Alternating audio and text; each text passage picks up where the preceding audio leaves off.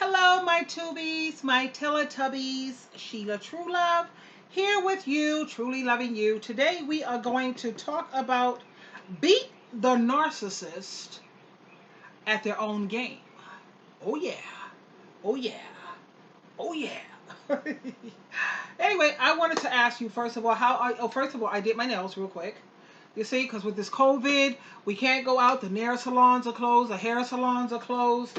Can't go and get your do done or tightened up or whatever the hell. You know what I mean? Anyway, sometimes you just got to do it yourself.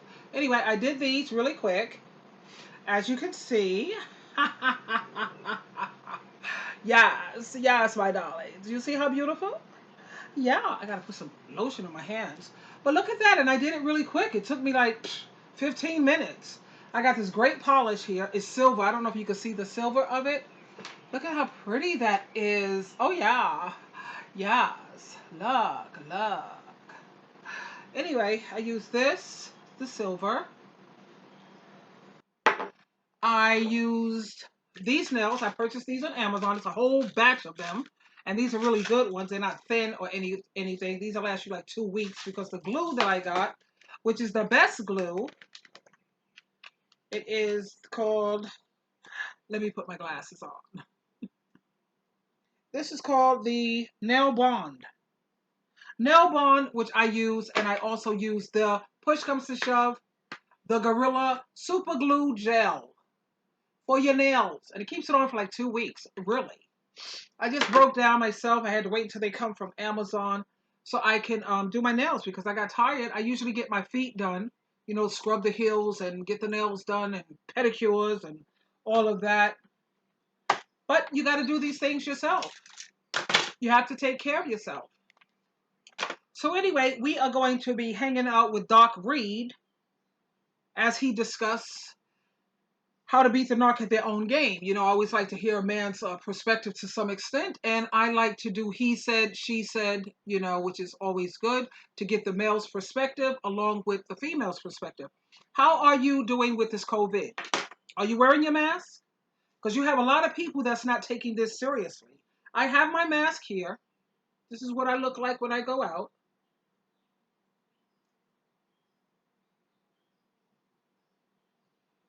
Mm-hmm. This is Sheila Truelove. It was a match. It was the monster match. The monster match. It was a super match. The monster match. Also, anyway, I like this one. This one is cloth. I ordered this from Avon. Avon, don't I wish? I ordered this one from Amazon. They come in 3 in a pack. I also have these, which I had on emergency. I bought a pack of these. It was like a real fat pack of these, which you put it on. You bend this part for the nose area. You put this on here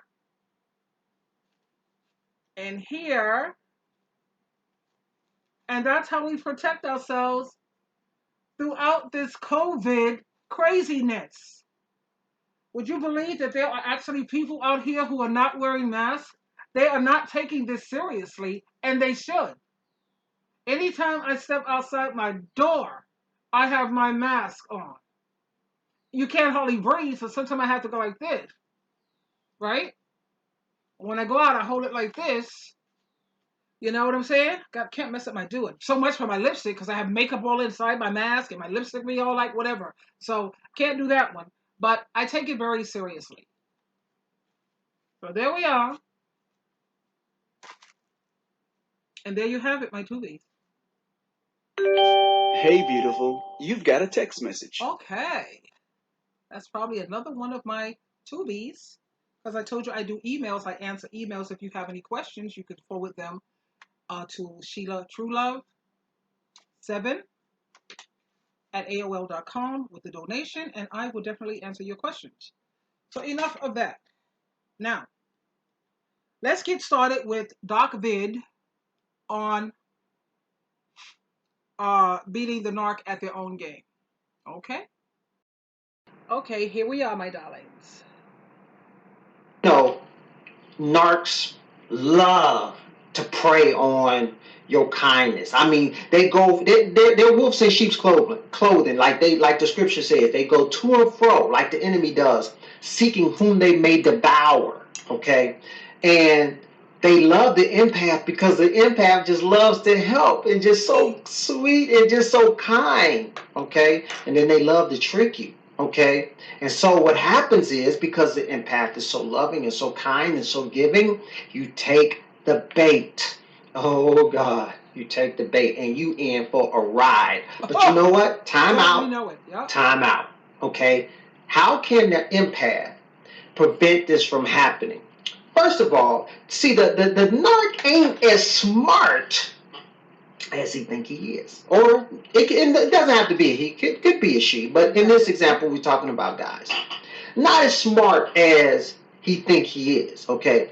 Because what happens? He got the same old playbook. He think he gonna come in, he gonna love bomb you, you know what I'm saying? Give you anything you want, say it however you want, and you go, and you know what I'm saying? Okay, that's the standard playbook, right? Well, there's a couple of things that you can do to pull him out, to lure him out, okay, of his comfort zone. First of all, narcissists don't like to do what? They don't like to take responsibility for their actions. Bravo. No. They're always the victim, right? Right. Okay?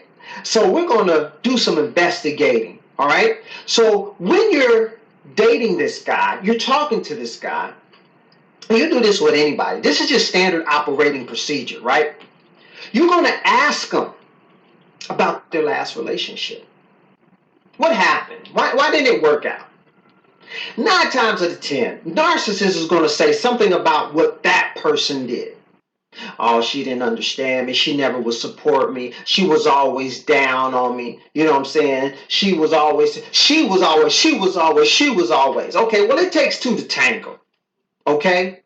Everybody, it ain't always just on one person, typically. All right? So to me, that's a sign. I agree with him. It's not usually always one person, typically, because sometimes it is just one person. Sometimes you're doing everything that you're supposed to do, and this narcissist is just a screw up. But I think it's important for my tubies and my teletubbies to catch this early. And here's why.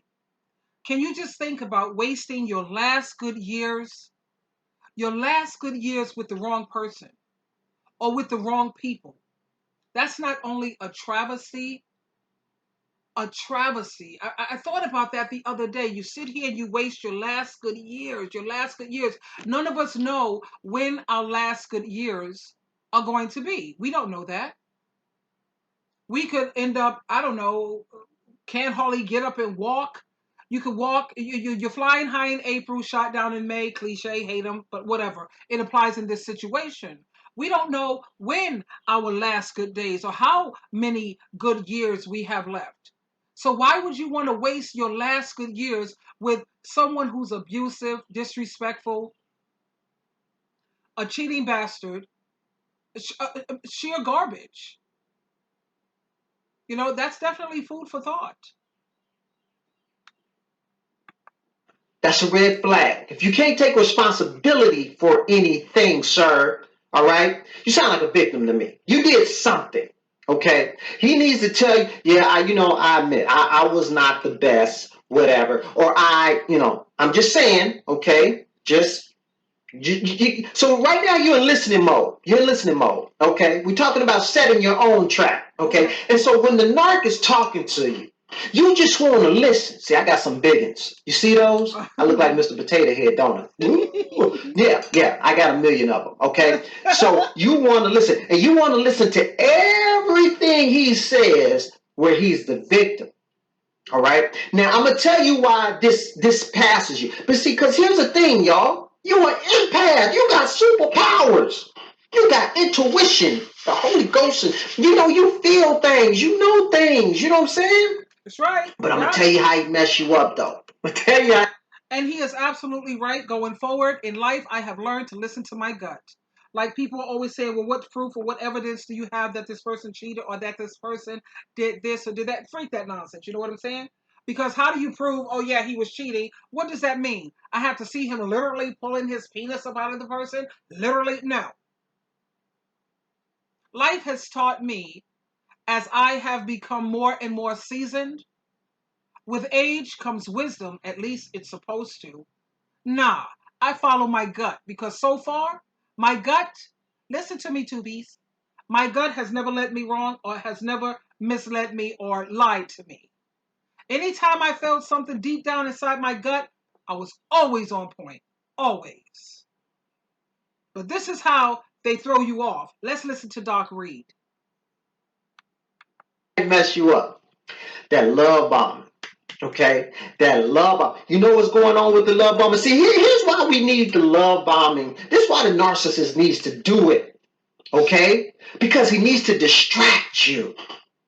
Yes, he needs to distract you. You know, I love you too. All right? Somebody said I love you. Yeah, he needs to distract you. So he figures when I come in and I'm going to put it on her so tough. Oh, I'm going to give her, I'm going to say it the right way. I'm going to do it the right way. I'm going to touch her the right way. You understand what I'm saying? I'm hitting you with all 5 love languages. You ain't going to even be able to, you can barely breathe. Now, 9 times out of 10, ladies, come on, if you really be honest with you. Now he's going to try to hit you with all love languages. Everyone has a different love language. My love language, in order for you to make me feel loved, for a man to make me feel loved, he has to be a good provider. I feel loved when a man is not cheap and stingy. When a man is ready to take the lead spiritually, he makes sure that we at our Christian meetings on Sunday, we have our Bible study on Saturday. We are doing our devotional every night before we go to bed. We're reading the Proverbs of the day. Like today is the 27th. My love man, the man who loves me or make me feel loved, he would say, hey baby, come on, let's read the Proverbs of today. Proverbs chapter 27. Great. You see, now when it comes to my children showing me love or making me feel loved, it depends on how much time they spend with me. Good old quality time. What is your love language? What does a person have to do to make you feel loved? Each person is different. I just shared with you what my love language is. Let's get back to Doc Reed. I'm having the most incredible tea. This tea is the best. It's tension tamer. It's great. Yourself, something told you, just, I don't know, something don't feel quite right. But see, the thing that he tries to do to prevent you from focusing on that is just one after another, one after another. It's like being in a washing machine. You just turning, you know what I'm saying? You just on the spin cycle. So you can't catch your bearings. Okay? So here's the thing. When he's trying to shift the focus and get you all intoxicated, because think about being intoxicated. When you drunk, I know y'all don't drink, y'all the saints, right? You know, so, but when you drunk, you this way, and you know the cop take you out. Oh, well, I used to drink, my darlings, and I do miss it. I haven't drank for a minute since I got out of the hospital with that, what is that, pancreatitis crap? This is a Breakstone cottage cheese. Yeah. Like I said, I lost 25 pounds and I'm so happy. Yeah, but I had to give up the drinking because anytime something is getting the best of Sheila True Love, I have to let it go. Whether it's a human being, I don't care. If it's getting the best of me and hurting me, see ya. Out there, and he said, "All right, touch your finger on your nose," and you're like, "Cause you're drunk." Yeah, so he's got you drunk off this love bombing concoction that he has made up. Okay, so the thing that I got to tell you is you cannot be distracted with that. I know it feels awesome. First of all, it ain't normal. Okay, relationships don't just they don't go from 0 to 120 like that. That ain't normal. So here's what we got to do, ladies. Now, the way my first partner, who I loved like crazy, was suicidal for that guy, Gregory Elliott, who he recently passed away on May 9th. That's his birthday. That was this month. He passed away on May 9th. Yeah, I love that man. You know, even after it was over, I still hung with him because he was honest. He cheated on me, and anyone who cheats on me, you can't come back from that. At the same time, he was honest, so I kept him. He could never be my man again, ever, ever, ever in life. but because of his honesty, I kept him on as a friend, along with my children's father. He was honest, so I kept him on as a friend. Whereas my last husband, I kicked him to the curb 100% completely. I don't even want him as a friend. He's dead to me. He's dead because he's a liar. Bring things to his attention. He wants to lie about it, try to make you seem like you're crazy, gaslighting you. I'm not feeling none of that. So, when it comes to what did my partner do to love bomb me, Gregory Elliott, he taught me a lot of things. He educated me with so many things, and he was so protective of me. And he wasn't really a full-blown narc. He was narcissistic. He had narcissistic traits. I would put it that way, but he wasn't a full-blown like my ex, my last whatever dust mite. No. Gregory educated me a lot. Gregory spoiled me rotten. Gregory was romantic. Gregory was a giver. He wasn't cheap and stingy. Gregory was very generous. Gregory would climb fire escapes to make sure that I was okay if he had to. He would fall in a backyard or whatever. The man, he would walk through fire for me. He just screwed up by cheating on me, and I can't be so bothered. Okay. What did my other one do to love bomb me? The dust mite? He was willing to go to the church with me. Gregory was studying the Bible too. That's another thing that helped them love bomb me. Because, they were willing to go to church with me, study the Bible with me, very agreeable. Whatever I liked, they liked. Like my last husband, the way I used to feed him food, that used to crack me up. He used to crack me up with that because I used to serve him like a king. I was raised with 5 boys, 5 men. So men eat like men. I'm used to feeding them a lot. And my last husband, my second husband, I put food on his plate, and he was like, he cracked me up with that. Who do you think is? He said, "Who do you think is going to eat all? Who do you think is going to eat all of that?" And I was like, "Well, you are, aren't you? Come on." And he's a Taurus. Taurus men are supposed to be like have these great appetites and love to eat. I like a man with a healthy appetite. Gregory, oh man, that man loved to eat, and yet he was fit. He was physically fit. He was, had athletic body. You know, my second husband, Gregory, was my fiance. I was engaged to be married with Gregory. I was with Greg for 9 years. 9 years. With my ex-husband, 11 years. My first husband, 7 years or 8 years. Long-term crap when it comes to me. Anyway, he was like, who do you think is going to eat all that? I was like, oh, you are. Exercise time. It's 6:30. Okay. Exercise time. Oop. It's 6:30. Exercise time. It's 6:30. Time for my exercise, honey bunnies. I got to do that later. I will exercise before I eat. I try not to eat after 8 o'clock. And I don't eat until I exercise. So the way he loved bomb me also was he was agreeable. My second husband. He was agreeable. He was willing to be a team player. He took an interest in when I was speaking. He seemed like he was listening, but God knows he probably wasn't. But, to be honest with you, Tubies, after 3 months, I was ready to call it quits with that clown. I really was, because after 3 months, I was like, no. Only reason why I got pulled back in is because I felt sorry for him because he had 2 disabilities. He had a disability, some kind of thing going on with his whatever. And I got pulled back in. I kept feeling sorry for the kid.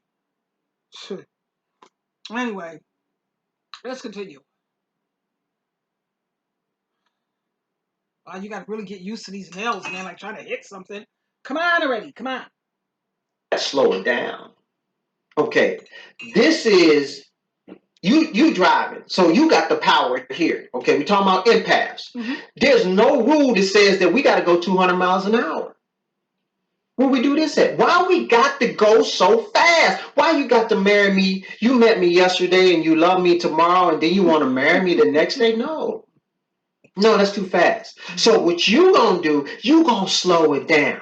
Okay? Yes, thank you, kid. We gonna pump them brakes. You feel what I'm saying? You set the pace. Slow it down.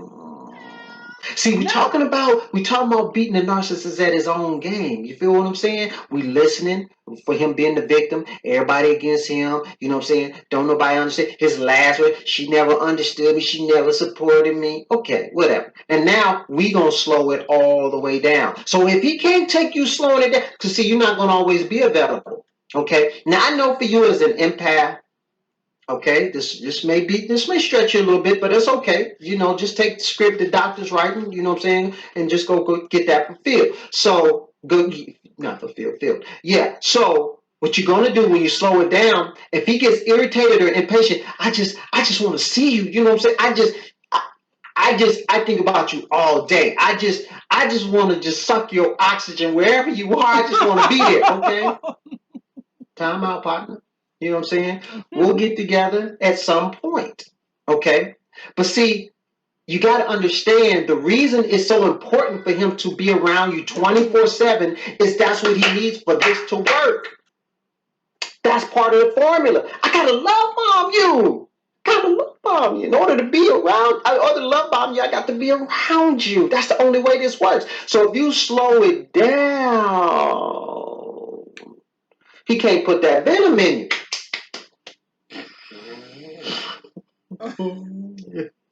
Yeah, man. Yeah, he can't get you. You know what I'm saying? So if he can take that, so a couple of things. If you can, if he can take responsibility for his actions, if you see him saying, there's some things about myself I need to fix. You know what I'm saying? I ain't done everything that I need to do right. I could do better, you know. Ask him about his childhood. See, we talking to these people. We're not getting all the goods. You know what I'm saying? That's gonna give you a lot of information. You know, if you hear him talk about his mom was this way and his dad was that way. I did ask about their childhood. I'm the girl that asks questions. I ask a lot of questions, I assure you. My thing is, I was following zodiacs because if it wasn't for my second husband being a Taurus and his mother being a Capricorn, he would have never been a part of my life. He would have never got the time of day.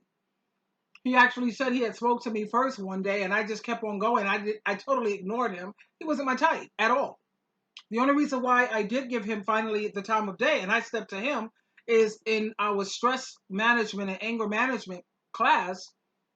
He made it clear that his mother's birthday was December 24th, and I said, that's a Capricorn. I'm a Capricorn.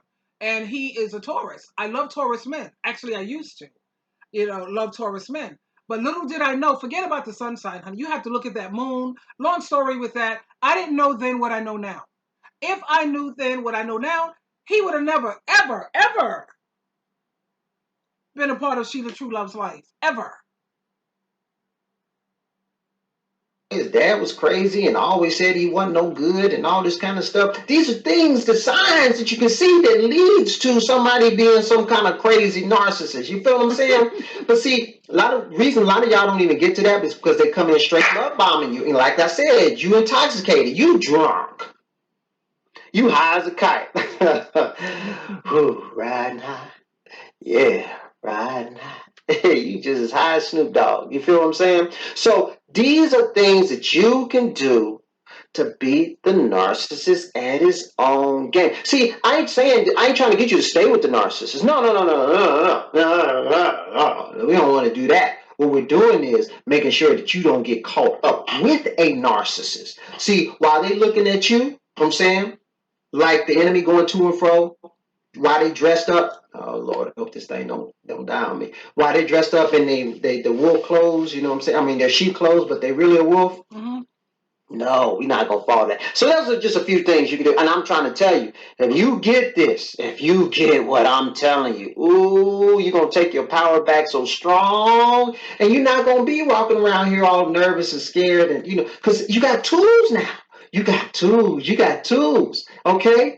And I get it. Some of you may feel like, I hear the tools, but I don't know, Doc. I'm a little timid with mine. Okay, it's cool. Hit me up. Okay, you and I, we can have a conversation on the coaching tip. 30-minute free consultation. I hear you, Doc. Doc Reed, Reid. I love this man. He's one of my favorite YouTubers. He's one of my advisors. I have several advisors that I listen to that make sense to me. Joyce Myers, definitely my Derek Jackson, Matthew Huzzy. Um, I have several advisors that I absolutely love. Um, God, this is the best tea ever. Mm-mm. Should be a sin for something to be this damn good. Oh, this is tension tamer. Oh God, I feel so relaxed. I feel so good. Oh, I have to go take a shower and exercise. Um, yeah. So the way to beat the narc at their own game is once the love bombing stop. If you're gonna hang out with that love bombing thing, once the love bombing stop, dead them. Cut off the relationship. Once they start, first comes the love bombing, then comes the devaluing you, the criticizing you, the nothing you can do is ever right. The moment they start that criticizing you, that's when you start dating them. You tell them, you know what? I don't think this is going to work out. I really don't think this is going to work out because it seems like we're going in different directions. Yeah, I'm trying to head to the right side, you going to the left. This is not going to work for me. But what we can do is we could try to maintain a friendship. I will try to keep you as a friend if that's good with you. If that don't sit well with you, then whatever. And if they still keep trying to be pushy, what have you, you just block them. Don't take their calls, no texts, no emails, nothing, man, no. So just go for the ride, beat them at their own game, go for the ride, all of the taking you out, the whining you, the dining you, the love bombing, the trying to uh, get you into their trap, lure you into their trap, go for it. But the moment, and I mean the moment, the devaluing starts, usually that's within 90 days. Some of them can last up to 6 months. The moment it starts, sweetheart, they sit up here, start to try to tear you down and trying to disrespect you. Like the moment I see some clown sitting up here, I'm out with you, but you have a wandering eye, you automatically go into my toy box. You're my toy. You're nothing I will ever take seriously. Never. Wandering eyes are cheating bastards. People can say whatever they want. But that's the first sign that or they're too flirty. They flirt with other people, even though like my ex, he used to flirt with females. These females didn't want him. The only females that gave him the time of day were females who were prostitutes or skid row whores looking for some cash. I know several of my female friends, they thought he was creepy. It was like, oh my God, he's like totally creepy. Kind of bizarre and weird. But he's always out there trying to flirt and what have you, whatever. But like I said, my tubies, the best way to beat the narcissist at their own game is to don't get caught up there, like Doc Reed said, with that love bombing nonsense. If things are moving too fast, all of a sudden they love you so much, they're professing love, they want to move in, they want to move so fast, you slow it down. You're in the driver's seat. Now, this is going to be slowed down. You're moving a bit too fast for my taste, sweetheart. Really. And then you start not taking their calls. And then you can check out their temperament, too. You're not picking up their calls, not responding to their emails ASAP. I'm busy. Are you kidding? My ex, he used to call me constantly. Why? Why would you do that? Well, you're going to see me this evening. You're constantly calling me, talking about, I want to hear your voice. I just want to hear your voice. Yeah, I love you. I love this and all of that. Yeah. Okay, yeah, all right. Used to get on my goddamn last nerve. So anyway, like I said, my tubies, my Teletubbies, the moment the abuse starts, that's when you start distancing yourself and preparing to cut them off either totally or put them in your toy box, something to be played with. You don't take them seriously. Okay? You have to protect yourself. And like I said, my darlings, it would be horrible, absolutely horrible to waste your last good years with the wrong person. That's horrible. I can't think of anything worse. Anything more terrible. You know, when you still got that spunk in you, you still got that life, you still like going out, you still like to travel, you still like going to dinner, movies, arts and crafts, hanging around, you know, doing whatever the hell you do, and you're going to spend your last energy, your last good years with this no good bastard who's a piece of garbage. Don't make no sense to me. Dead that crap. And learn about the toy box, honey. Anyway, this is Sheila True Love, truly loving you. I'm going to get off of here and get some exercise done. And after I finish that, I'm going to take a shower, a nice shower, and then I'm going to put the top coat on my nails. It feels good to take care of myself. And don't forget to wear your mask. When you go out, you got to be careful. I love you. This is Sheila True Love. And until my next video, I'll see you on the other side. Don't forget to subscribe and to share. And don't forget to press the notification little bell so you can know when I'm making another video. And I'll see you on the other side. Goodbye for now, my darlings. Bye.